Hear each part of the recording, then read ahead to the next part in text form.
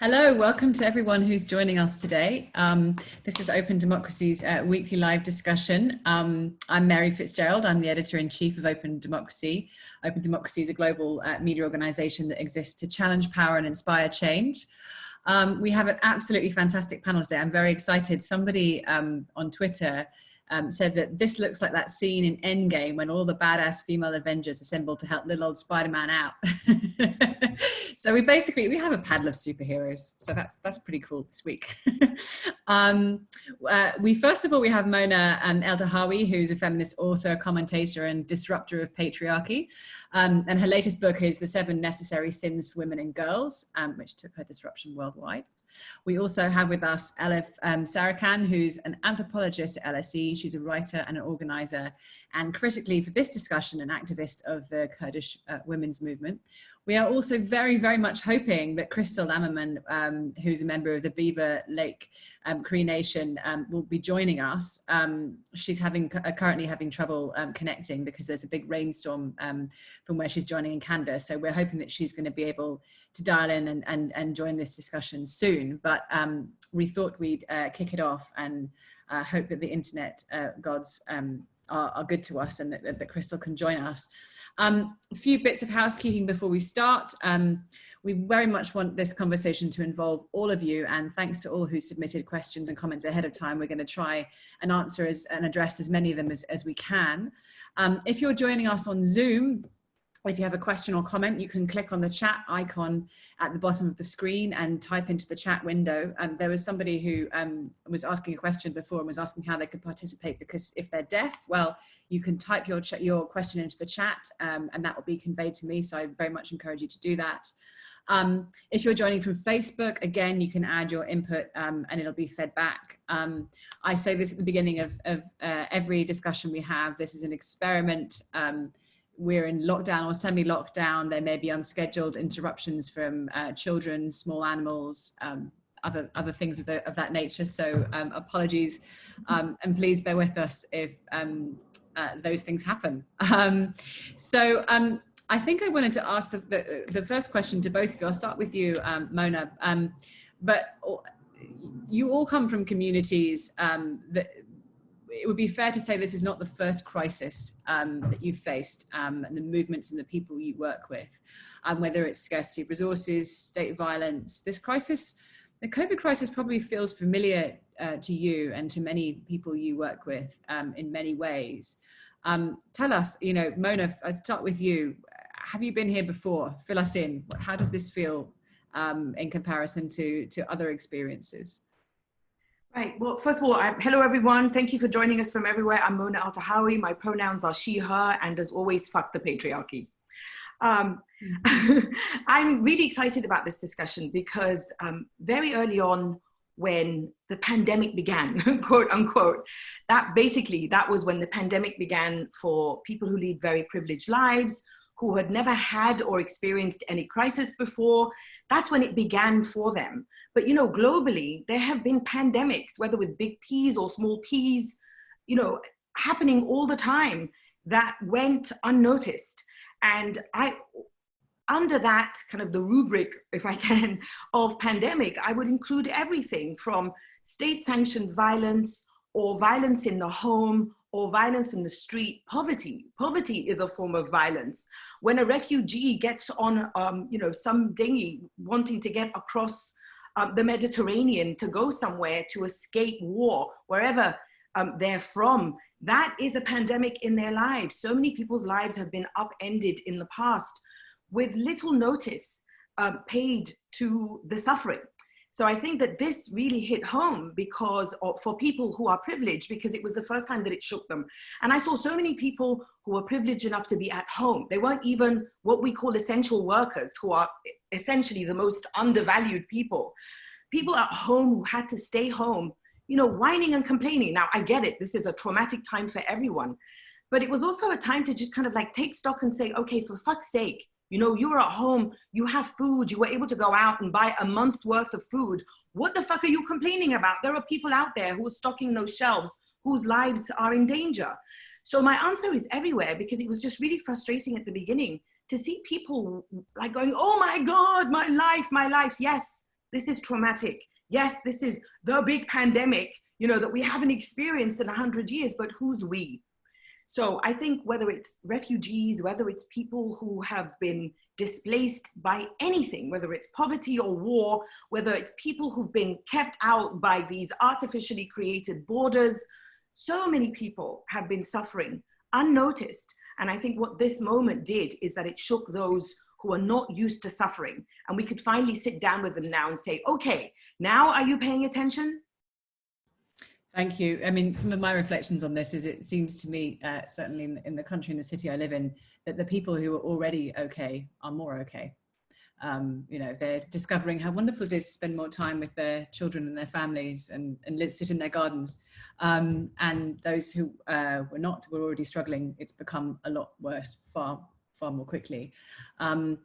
Interestingly, my colleague Caroline Malloy did some research again in the UK and discovered that although we were in lockdown, this very intense lockdown that the media kept covering, 51% of us were still going to work. There was just, and in so many non-essential jobs, call centers, you know, chasing people about their debts and about their, you know, their utility bills. So it's been really stark, the experience, you know, in London, you know, in the UK, seeing the difference between lived reality for so many different people. And Elif, I wanted to bring you in there. Oh, actually, there was one more thing I wanted to say on that, Mona, which was, of course, the pandemic that has been going on all of our lives, which is the HIV pandemic. And again, my colleague Lydia Namabiru has written very powerfully about this recently, but I remember checking the definition of a pandemic and going, no, there's been one going on the whole time. And in certain countries in Africa, it's, you know, claiming far more lives still. And because of the lockdown, people are not being able to access key antiretroviral treatment and other things, because this is suddenly deemed to be a higher priority. And there are serious questions to be asked about that. But Elif, I wanted to come to you and really ask you the same question. I mean, again, the people you work with, the movements that you work in, again, this doesn't feel like the first crisis particularly. Can you fill us in on that picture as well? Yeah, I mean, thank you for organising this, to everyone at openDemocracy, and thank you for everyone for being here. I'm really glad to be sharing a platform with Mona, and also thank you in advance for your wonderful facilitation, Mary. Yeah, certainly it's not, I feel like as a part of a diaspora community, I feel like my entire life has been a crisis. And I think a lot of people in our communities all around the world, but of course, you know, where we call home, it's felt like a crisis for at least a century, you know, particularly in the Middle East or West Asia, as we like to call it. It's, you know, especially through the more recent created borders, it's just been a crisis since then. But also the crisis, I think, and the pandemic, I think we can agree on, is that it's patriarchal capitalism. That has been the age-old pandemic. And one of the silver linings, I would say, because for us, we always say we're a movement of hope and we're a movement of resistance. So we try and see what kind of revolutionary moment or revolutionary trigger can also come from moments like this. And I think one of the important thing is, you know, I want to go back to, a lot of people have made comparisons and discussions around the response to a pandemic like this, and how, you know, of course, systems like neoliberalism more recently created the lack of response for this. And the culture of neoliberalism, I'm not talking about just neoliberalism as a economic system, but the culture of neoliberalism that was created in the 70s and 80s, that obviously comes from like a deeper foundation of patriarchal capitalism, came through the individualism doctrine. And, you know, Thatcher famously, who was nicknamed Tina, saying there is no alternative. And I think the silver lining is that no longer stands, that everyone knows, even if we don't know exactly what that alternative is going to be, we know we need an alternative. And I think our community's responses to that, in that sense, have been to be able to pave the way and be heard about what we've been saying for a very long time, is that there is an alternative, and that alternative can improve people's life contrary to what has been the mainstream. And I think it will be very, very important to have those discussions. Thank you, Elif. Yeah, that absolutely picks up on a theme I really wanted to run with in discussion today, which is now that we know there must be alternatives. What, and I'll ask again this to both of you, but first of you to Mona, what's giving you hope? You know, what things are being rethought? What things are being reconsidered? Where do you see power or emphasis or awareness being shifted? Right. Well, this is one of the reasons that I'm also really glad to be speaking on a panel with Elif, and Crystal, I hope, can join us as well. Because, you know, I've been a feminist forever. And in more recent years, my feminism took me to anarchism. And whenever I would speak to someone, and I know that Elif is going to speak incredibly beautifully about this, being, you know, coming from the Kurdish women's movement, but whenever I speak about anarchism and I speak about the state, people are like, what the fuck are you talking about? How can we even imagine anything beyond the state? And I hate to say this at a moment when so many people have died, and so many people have died unnecessarily. I mean, I'm speaking as a citizen of Egypt and the United States. This fascist fuck called Donald Trump has more than 100,000 lives on his hands because he has failed as the state. He has failed. The state has failed on so many levels. So I hate to be pointing at this moment and saying, see, we told you, but this is the moment where it is a we told you moment. Because where is the state? How, in this moment, when there are more than 40 million Americans who've been made unemployed, and yet billionaires, their wealth has skyrocketed, and Donald Trump and the likes of him, you know, especially patriarchal authoritarians like Trump, Bolsonaro, so many others around the world, you look at them, and it is exactly what you're saying, Elif. It's patriarchal capitalism, also racial capitalism, because when we talk about the United States, it's race, class, and gender. And so you have to ask, who does the state benefit? The state benefits itself. So we're finally able to now have that conversation and say, okay, you see, who do the police protect? Because we're now finally in the United States talking about police brutality in a much more focused way. The police protect power and wealth. And we extend that conversation now to talk about prisons, to talk about ICE, which is the militia essentially in the United States that abduct people and deport them over these artificial borders. And then eventually, finally, we can talk about the military and the role of the military and connect to all of those and the role of imperialism. So it's like what Black feminist Bell Hooks for the longest time has been saying, which is white supremacist capitalist imperialist patriarchy. I tried to get it in the right order, but it really doesn't matter because it's just a bunch of fuckery anyway. And so we're finally at this moment where we can just point to all of these things and say, you see, this is what we're talking about. And interestingly, usually people say, you know, in the aftermath of a pandemic, the revolution comes. Well, the revolution is right here. The revolution has come during a pandemic. When you look at the United States, this black-red revolution, it started during a pandemic. Why? Because the people who were disproportionately affected by this pandemic, Black Americans, generally people of color, but specifically Black Americans, the people who were disproportionately neglected by this so-called state, were out there on the street saying, fuck your shit and fuck your state. Finally, we can talk about this. So I'm so sorry for all the lives who were lost. My beloved partner's father died because of COVID complications. So many people we love have died, but we can finally now talk about the revolution because we're seeing the revolution during a pandemic. Thank you. I wanted to ask you a follow-up to that, and I spend a lot of time thinking about this myself, right?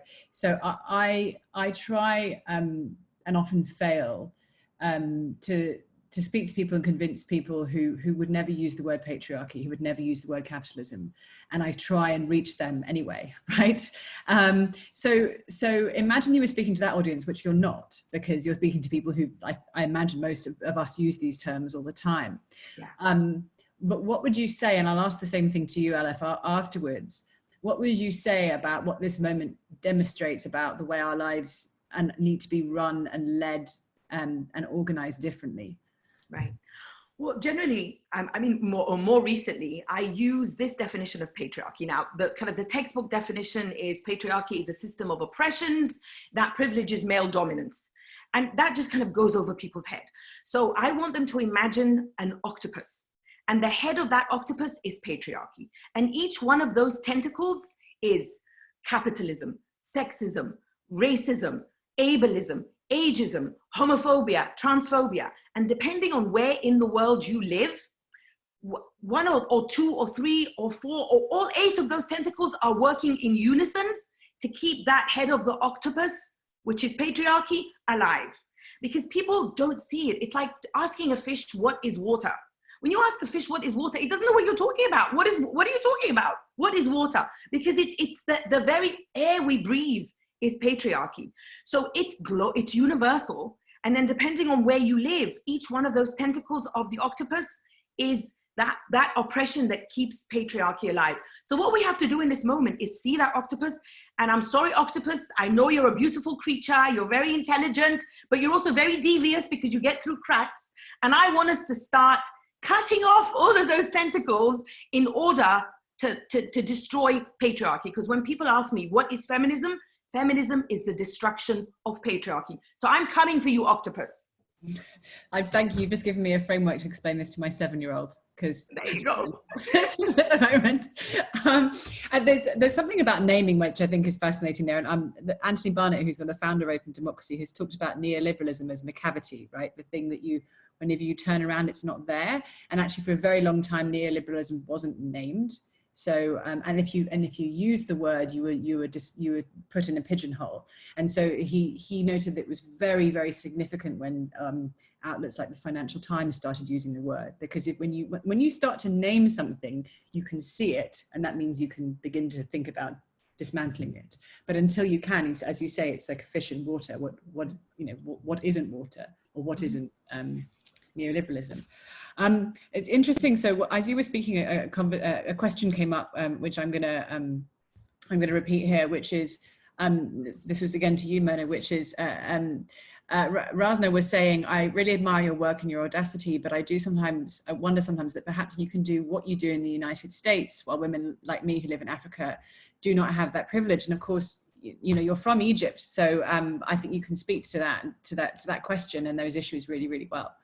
Mm-hmm. Do you want me to answer now or afterwards when we do the Q&A? Well, yes, I recognize the incredible amount of privilege I have to speak in this way, which is why I think, I often say anyone with privilege is obliged to fight 10 times harder than those who don't have privilege. And so recognizing my platform, recognizing my ability to speak, I speak as loudly as I can, and I try to include and amplify as many voices as I can.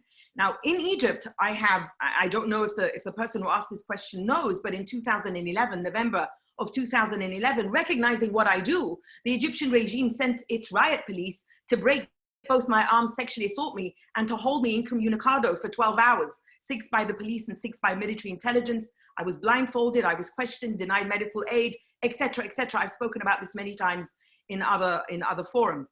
But so yes, it is dangerous to speak like that, but it is also absolutely necessary. And for those of us who can, we must speak very, very loudly. And I know that I have friends and comrades on the continent, across various countries in Africa, who endanger their lives and risk their lives every day, speaking as loudly as possible. I can name many, but one who immediately comes to mind is a Ugandan feminist scholar called Stella Nyanzi, who spent hundreds of days in Museveni's prison simply for being profane, for using vulgar language against the dictator in her country who has robbed Uganda of its freedom and resources for more than 3 decades. There are so many other feminists across the continent. So this is just by way of saying, yes, I recognize my privilege and ability to speak this way. And yes, I also recognize that I must amplify and share that platform with as many people as possible. But there are ways to speak and there are ways to confront. And we must always look for those ways, regardless of where we live. Thank you. That's Open Democracy's mission and purpose as well, is to lift voices in places that perhaps it's not possible to in your local context, and that's part of what we're here for.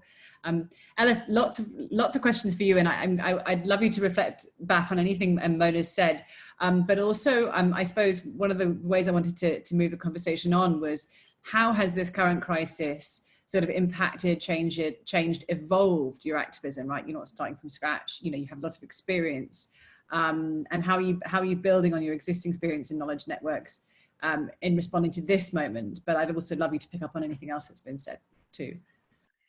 Yeah, I mean, I think, in terms of the way we do our activism, I think the way it's transformed isn't so different from everyone else, in terms of we were pretty much forced to transform and change our communication tools, I suppose. But what we've tried to do is, of course, stay in touch with the people as much as possible. In the UK Kurdish Assembly created a crisis committee as soon as actually it was a week before lockdown was announced, and that was to care for the Kurdish diaspora's needs, particularly, well, this was a UK context, but this happened all across Europe, because all the Kurdish assemblies are also, they come together under a umbrella for coordination as well. So what we did was make sure in the safest way possible, take people food parcels and medication and whatever they needed, we made sure that was happening. That was the community side of things. In terms of communication, we used platforms like Zoom and Jitsi and phone conversations and so on to try and what we did. And also, of course, some of our plans had to shift. So a lot of the organizing we would have done, we focused more on strategic work rather than we would normally pair strategic work with tactical work. We focus more on translating education material and making sure all the materials and tools we had were being made available to as many people as possible, so therefore also in as many languages as possible. So that's a lot of the work we did throughout this pandemic. But of course things are easing now, so we're starting to think about how we can start to meet in person, because also everyone in the community has missed each other. I've missed them too, so it'll be nice to be able to see people quite soon. But I think in terms of how to organize our lives in society from now on, I think particularly the Rojava Women's Revolution is a prime example of this. And this is how I wanted to come back to what Mona addressed about the question that came through, the privilege of being in, whether it's in the US and, in my case in the UK and being in other countries. I think the most important thing is, I think what's often what sometimes like sidelines actual organization is, making sure things are spoken about as broadly as possible. I think that's important, but local organizing should not suffer because of this. We talk about things on social media and so on, that they are for sure important tools, especially to speak to an international audience, which is part of what I do about our struggles and the resistances of our communities.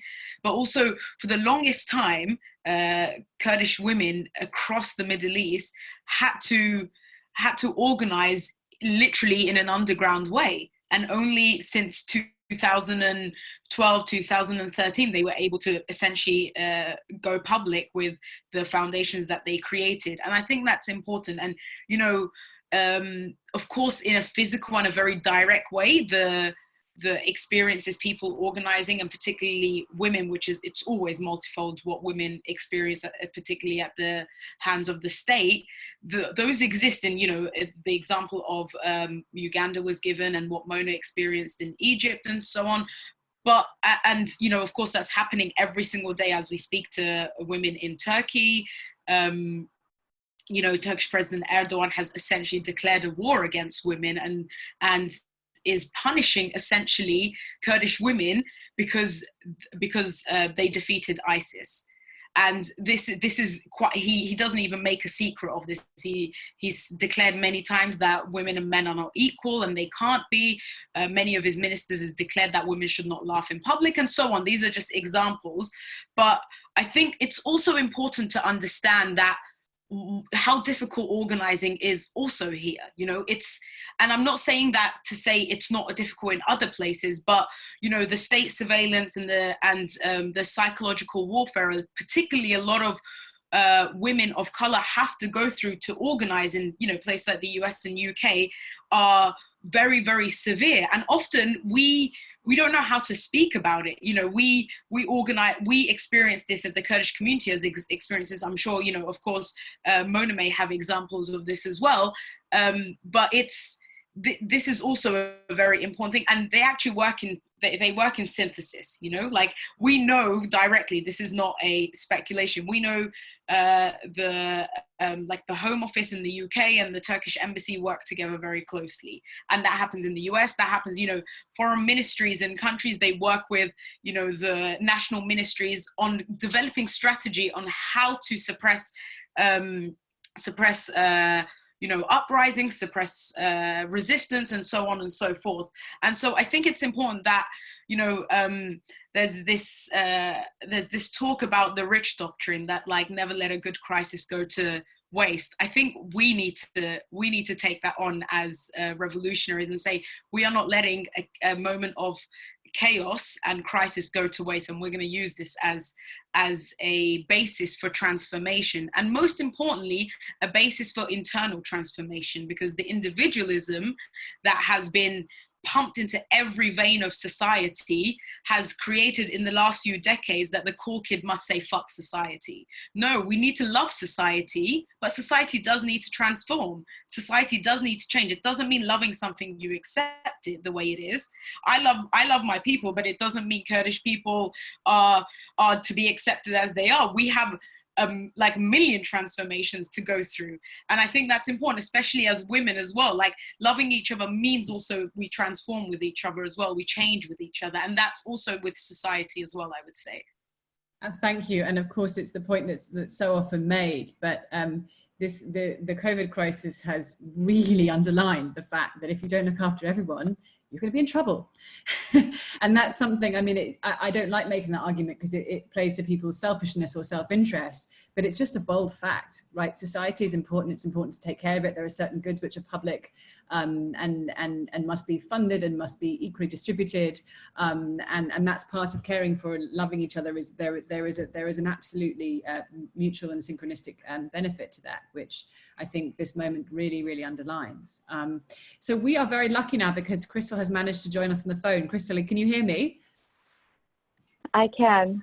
Oh, wonderful. Thank you so much. I hope the storm isn't getting in the way, but we're really pleased to have you here. And I'm going to ask you a couple of questions that I've already asked the other panelists, because it would just be great to bring your perspective in on this. And one of the first was that we were reflecting on while you were trying to join us was the fact that, you know, the world is so-called in crisis, but you know, an unprecedented crisis. But of course, actually, many of the communities that all of you are from, this isn't the first crisis you've faced, whether it's scarcity of resources, state violence. This crisis must feel familiar in many ways. And I'd love you to just paint a picture of that. You in particular, you've just come out of a big court case against the Canadian state. So sort of paint a picture of where you're coming from and how this moment keys into longer term experiences and struggles that you've been involved in. That's a really loaded question. I'm sorry, okay. Interpret it however you like. I'm not trying to presuppose the answer. Yeah, I feel like that's not something that I can just talk about in like 30 seconds. More than that. Yeah, okay. So first off, I do want to apologize to everyone. Like, everything that could go wrong went wrong for me. And so nonetheless, I'm here. And I just want to say, you know, a thumbskatuin. So greetings to each and every one of you. Okay, so yeah, we just came out of a hearing on June 4th. And ironically enough, you know, in the midst of a global pandemic. And so you know, coming out of the hearing, we thought that perhaps we wouldn't hear anything immediately from the panel of judges that heard the appeal from Canada and Alberta. And so essentially what happened was, and so in 2008, my nation, the Beaver Lake Cree Nation, in Treaty Number 6, which is, you know, one of the 11 treaties that First Nations people here, you know, across the pond from you folks, entered into agreements to share our lands with our visitors, which was your people. And so, you know, fast forward through colonial oppression and racist colonial systems, the Beaver Lake Cree Nation in 2008 called to task Canada and Alberta on the infringement on those treaties. And so we have been in this long battle in the Canadian judicial system for the upholding of those inherent in treaty rights that, you know, we were promised that we would be able to continue to practice in perpetuity, so essentially forever. And so what that has played out to be is the continued showing of this ugly colonial mask. And so we actually won an advanced cost order back in October. And so essentially what happened was the nation ran out of money. You know, we basically came to a point where we had to choose, you know, our basic human rights and the kind of basic human necessities in the community, like, you know, running water and, you know, fixing our water truck that trucks the water to each home. We had to think about those kinds of things versus, you know, continuing to take on this fight for justice for our people. And you know, what ends up happening is that this fight ends up being about not just First Nations people or the Beaver Lake Cree, but about every single living being on this planet. And so we filed the advanced cost order. The judge ruled in our favor and said, yes, everybody equally, all parties have to equally contribute to the carrying forward of this case. Alberta and Canada turned around, so the Crown turned around and actually appealed.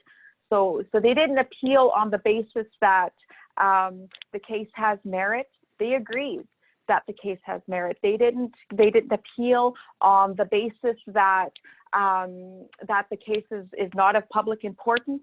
They agreed that it's of public importance. What they argued and what they appealed was on the grounds of Beaver Lake's poverty. So the First Nations people of this country are being taken to court on the grounds of, are you actually poor enough to be rewarded an advanced cost award?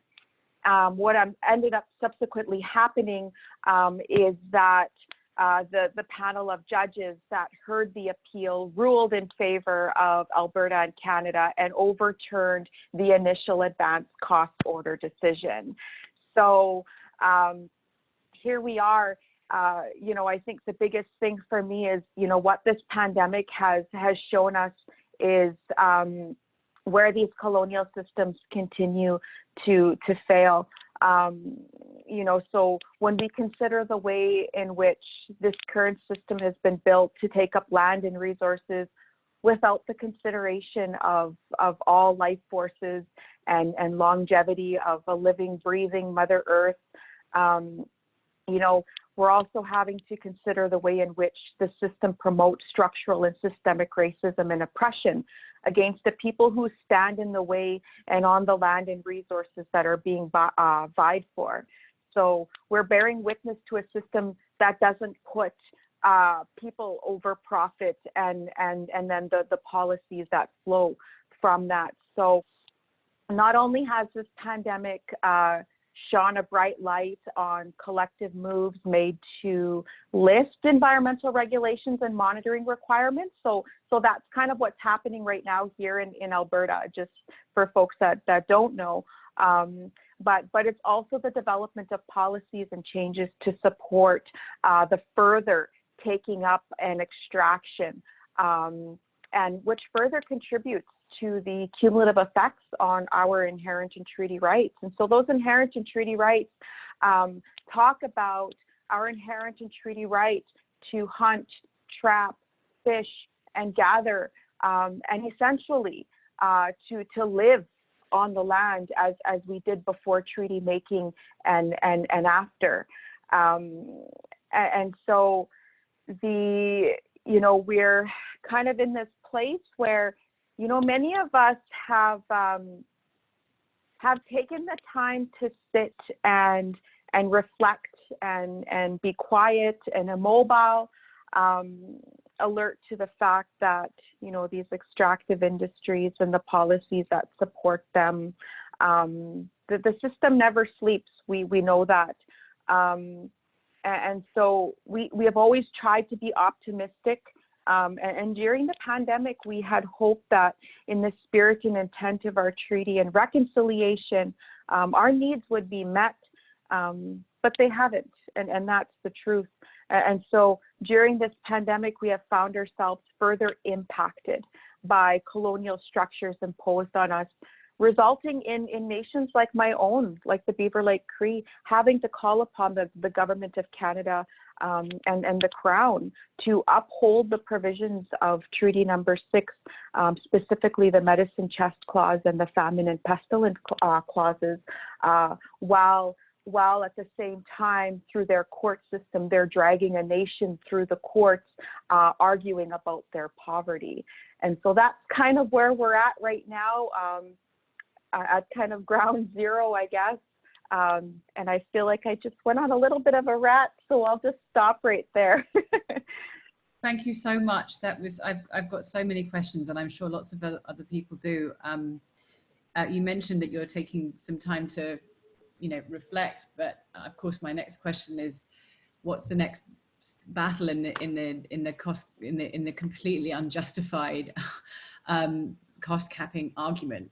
I ask this, we're doing strategic litigation against the British government right now. We've been similarly involved in some very detailed conversations about cost caps and protecting cost caps, and so I'm interested in that question. I suppose also, well, I'll ask that one first, and then there are a few others. But what are the next steps, and indeed, how can people get involved and help?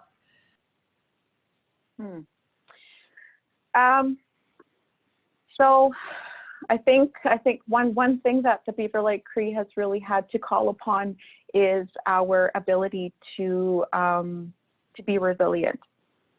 We've had to call upon our innate strength and resiliency. And so, we have faced assimilation tactics, attempts at epistemicide and genocide in multiple forms, racist and oppressive Indian policies, injustices, which obviously are just way too many to name. But I think we're reminding ourselves that we're still here. We're still here, and we're not going anywhere. And so what this pandemic has offered our communities, and even this decision that's come out of the courts, is that it's an opportunity for us to really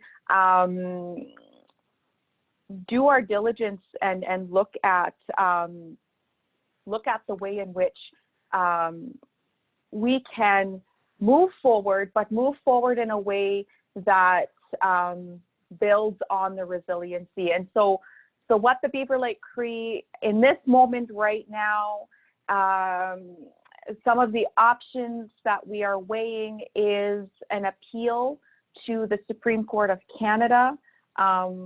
And so that's kind of where we're sitting right now, is making the decision about whether or not we appeal to the Supreme Court of Canada. And what I can say to folks is that we are seeing here in Alberta the very unmasked conservative governments and the way in which, the role rather, that they play in the judicial system. And so that is one reason why we're heavily weighing on taking the appeal, or asking for leave rather, to the Supreme Court of Canada. And what I can say is that we are, we have made a decision. We have not officially let folks know about the decision, but it will be coming very soon via public announcements. And so my hope is that more people, no matter race, color, or creed, will become educated, and not a matter of asking the next Indigenous person or person of color to educate them, but to they themselves take responsibility for their failed education, and do the research and do the reading and ask the questions. And from that, my hope is that we will gain more support for this case. I know at one point we had so much support from so many allies across the pond over there, and you know, and then of course things change. But my hope is that, you know, by my participating, which is one of the reasons why I was so determined to get on the call, it is to make that call out to everybody, and to let folks know that everybody has a responsibility. If we're all on this earth, and we're all drinking the water, and we're all breathing the air, then we are all responsible, and we all have a role to play. And so I guess the call out is just that, you know, to become aware and to get involved. Thank you. There's one more question I'll ask you on that, because another thing that you very kindly agreed to participate in, and it's kind of another opportunity for call out, really, is the competition that the global competition we're launching for students, asking them to share their visions of what a post-COVID world should look like. And we've asked people to submit photos and video and short pieces of writing. And my colleague Adam can put the link in the chat for people to share. Crystal has very kindly agreed to be one of the judges of this hopefully very exciting initiative. It's open to anyone who's age 14 and above, and who's a student. And I think a lot of what you said just now speaks to the kinds of things that you might be looking for as a judge of this competition, this coming together and sharing of collective ideas and vision. But I wonder if there's anything you'd add, particularly to people who are interested or might be getting other people interested in participating in that, in terms of what you'd be looking for, and what you think that, you know, what kind of visions we want to be sharing and discussing and celebrating. I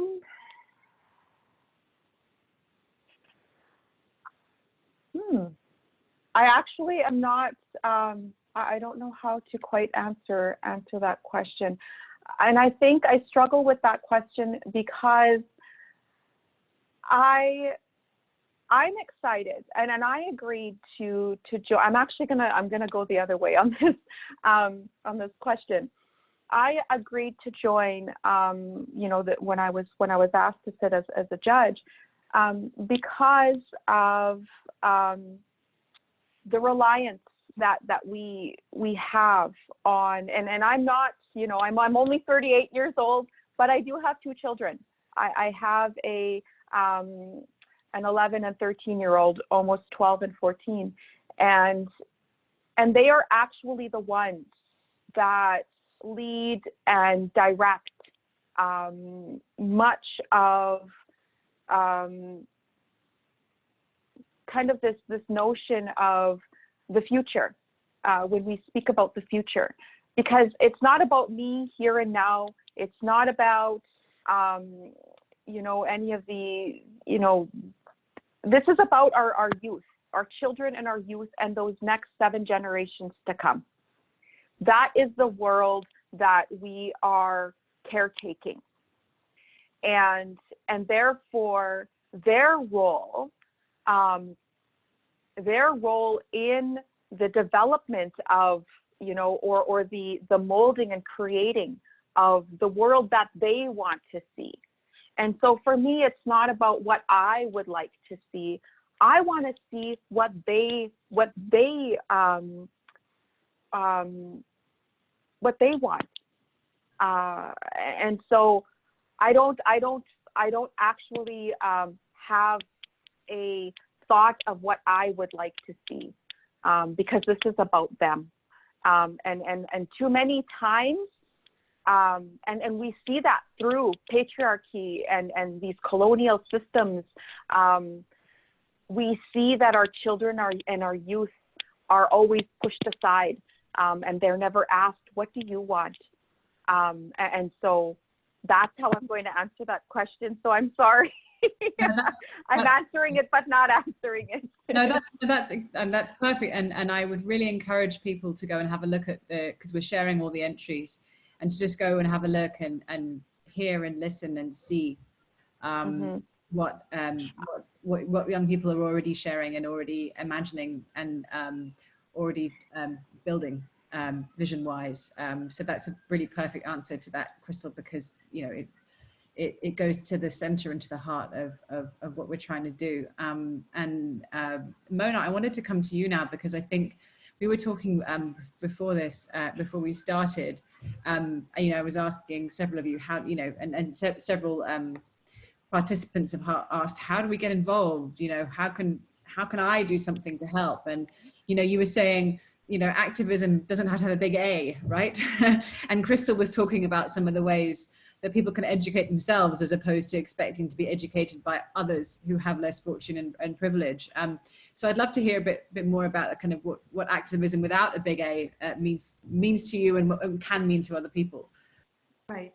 Yeah, we were talking, you know, before we went live about the various things that we wanted to bring up. And I said that I was very excited that we were having this panel, because it's a great opportunity to unpack what grassroots mean and what activism means, and organization, and all these big words that for some people can feel overwhelming, and it just becomes this moment where they just turn off and they go, oh, no, I don't do protests. Oh, no, I don't do revolution. I don't do whatever, because they always think that there is a particular way to fight for change. And there isn't a particular way to fight for change. We fight for change every single day. I wake up every morning saying, fuck the patriarchy, I'm going to destroy you today. Whether it's going to be destroyed in my lifetime or not, between you and me, highly unlikely. But still, I wake up every morning thinking, I'm going to get you today, patriarchy.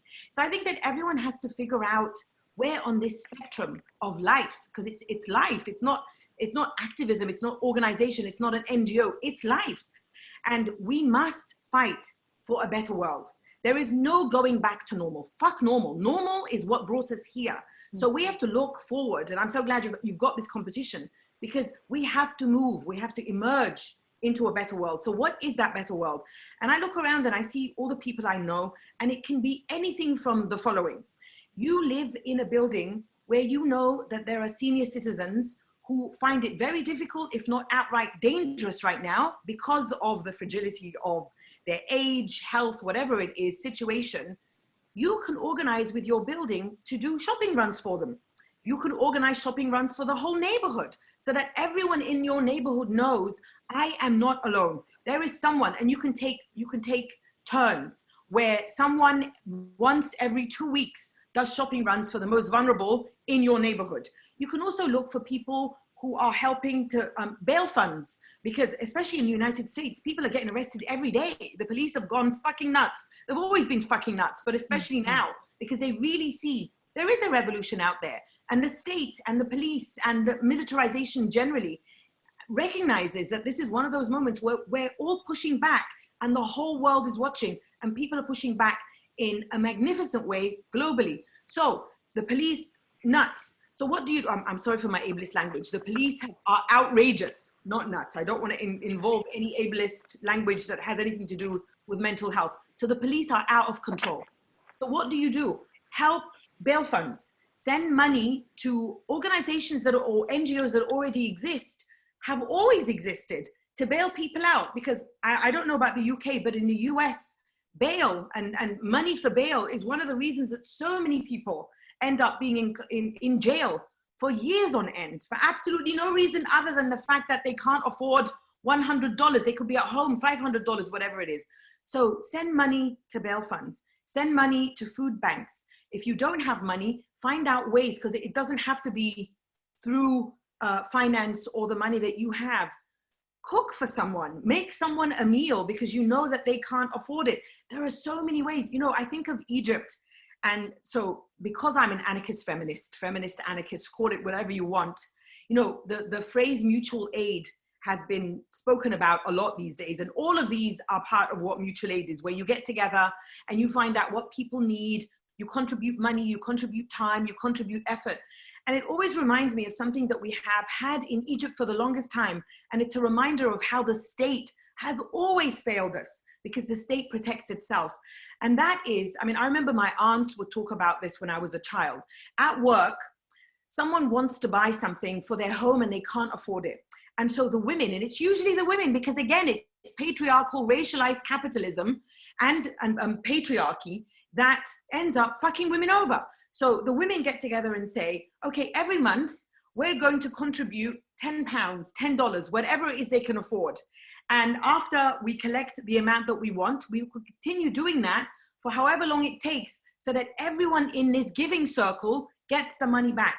Find out ways that you can do that. And I am sure that in every society around the world, people have found ways to take care of each other, because the state and its institutions have always failed us. This is not the first time.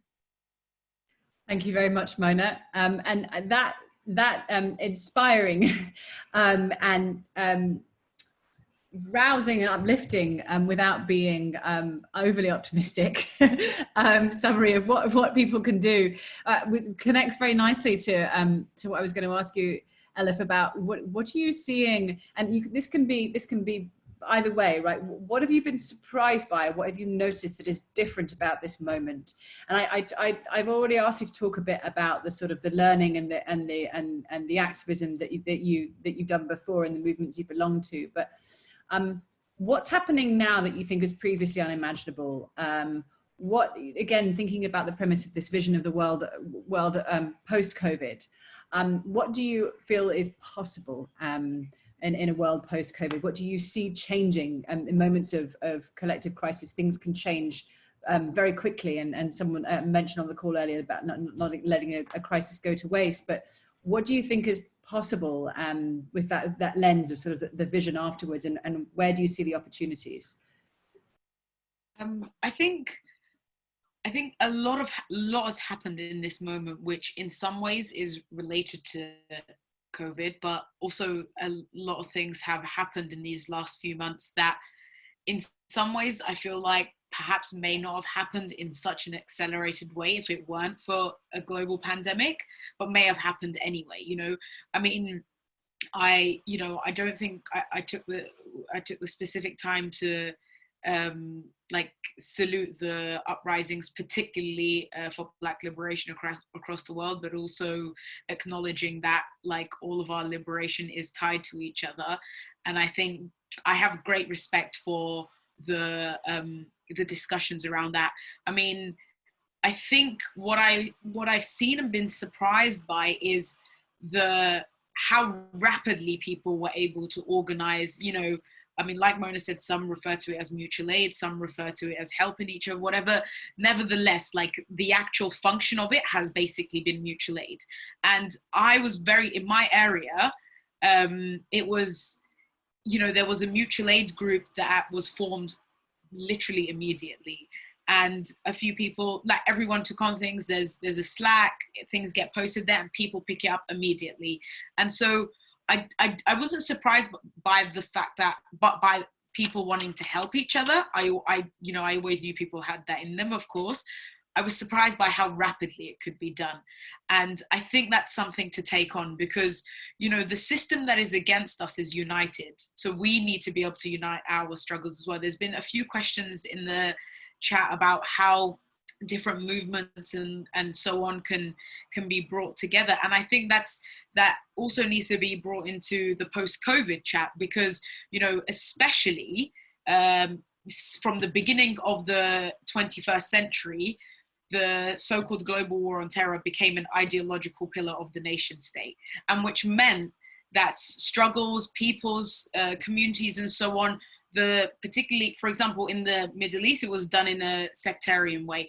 In places like the UK, particularly through, like Blairism, it was where there was these apolitical community leaders that were pushed to the forefront. So communities were, one, pitted against each other, but also they became disorganized. There was an incentive for you not to be organized, and particularly for you not to be politicized, because therefore you wouldn't be heard, because the way apolitical community leaders were pushed. And I can't speak much to the US. I imagine something of the sort may have happened there as well, but I know about this context. And I think what the possibilities are about post-COVID discussion is that I think there are many things that have been brought to the surface. That, one, there's an acceptance that many systems and many sectors are just absolutely unnecessary. The financial sector is not necessary. We were convinced for the longest time ever that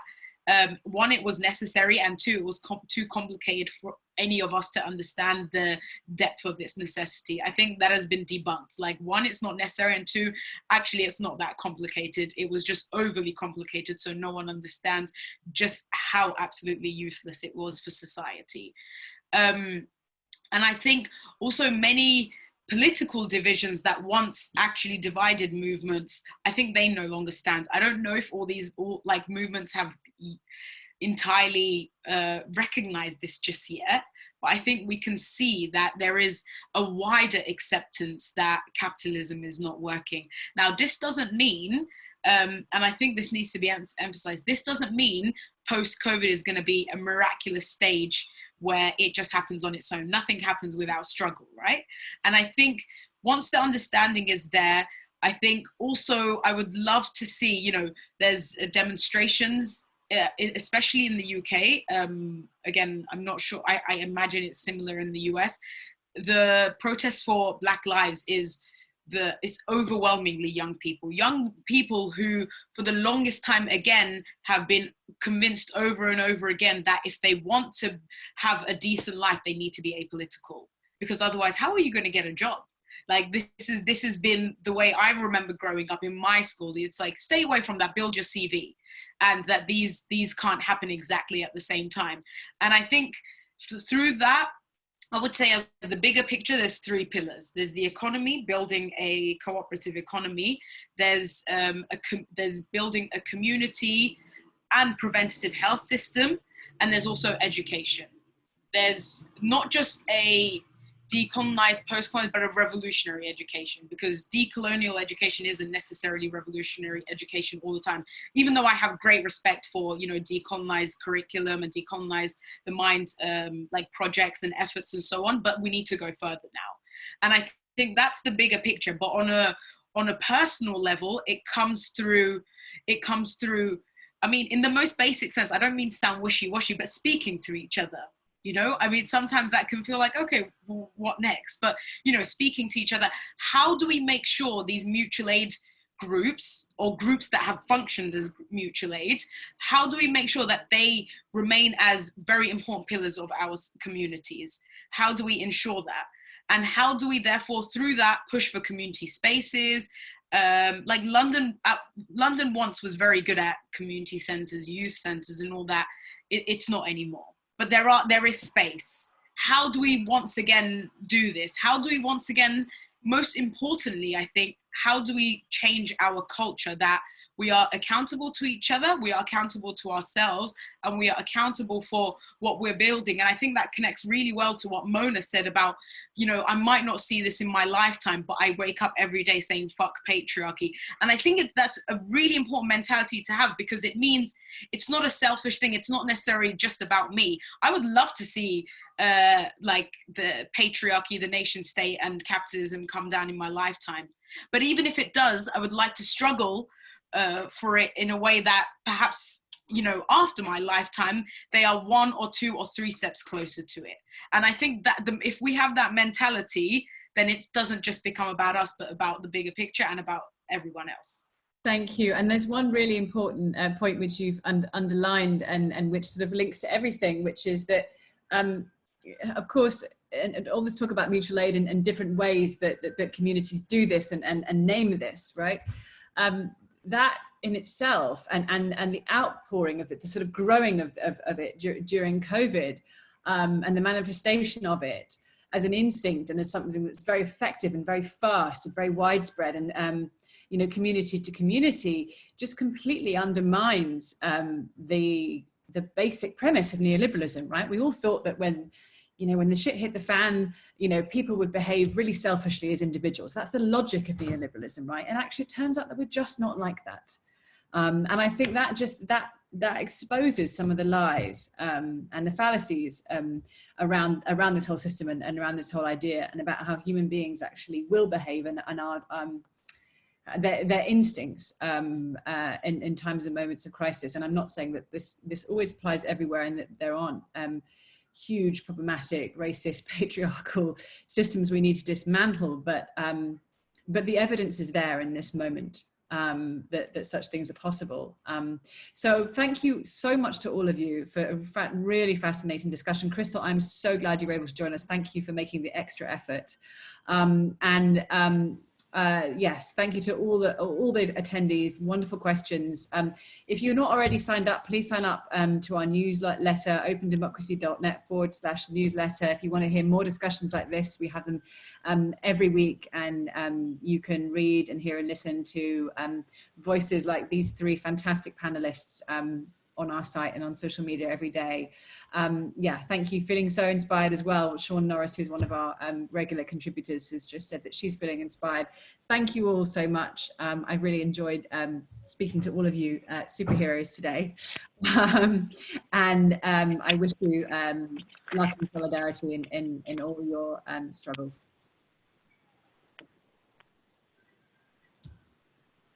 Thank you. Bye-bye.